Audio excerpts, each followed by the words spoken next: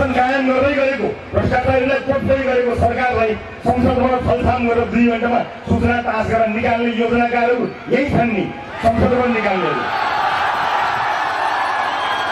उठेका अगाडि पटक पनि 35 वर्ष थारूहरूलाई भोट बैंक बनाएको होइन, जहाँ भने त्यही भोट हाल भनेको नि थारूहरूलाई भयो पुरा मत भयो सुदर्शन। भूमिहीनहरूले लाल पूजा देख्न पाए। उखुका किसानहरूमा 35 वर्ष संगठनमा राखेका किसानहरूलाई उखुको किसानले मूल्यका लागि काठमाडौँमा गएर रुनु परेको त्यस्तो संगठन चाहिएको हामीलाई चाहिएको होइन।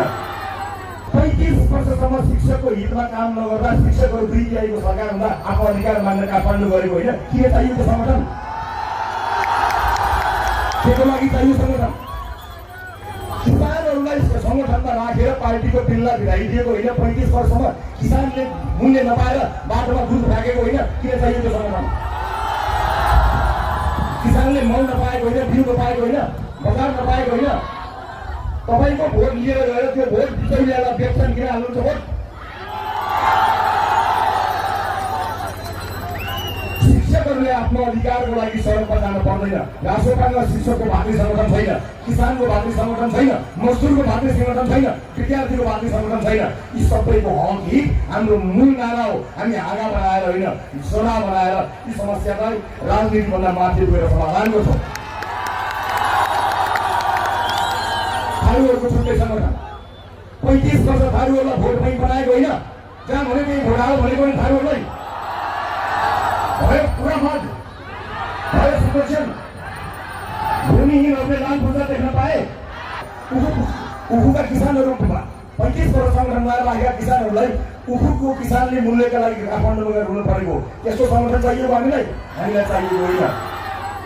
तपाईहरूको अधिकारका लागि हामी बिना भातृ संगठन लड्छौँ, कसैले चिन्ता गर्न पर्दैन। विद्यालयमा विद्यार्थीहरूको संगठन बनाएर विभिन्न ब्यानर राखिएको छ। त्यस्ता ब्यानर सबै फाल्ने हो। विद्यार्थीलाई पढाइमा लगाउने हो। युनिभर्सिटीमा पढाइ हुन्छ, राजनीति होइन।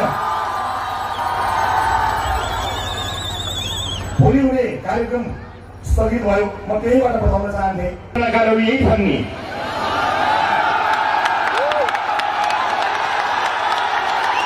यही छन् देशका जनताले सबभन्दा धेरै दोस्रो पटक दिएर पठाएको मलाई छलफल गरी बिचौलियासँग मध्यरातमा हस्ताक्षर गरेर सुशासन कायम गर्दै गरेको भ्रष्टाचारीलाई कोट्दै गरेको सरकारलाई संसदबाट छलफल गरेर 2 घण्टामा सूचना तास गरेर निकाल्ने योजनाकारहरू यही छन् नि संसदबाट निकाल्ने।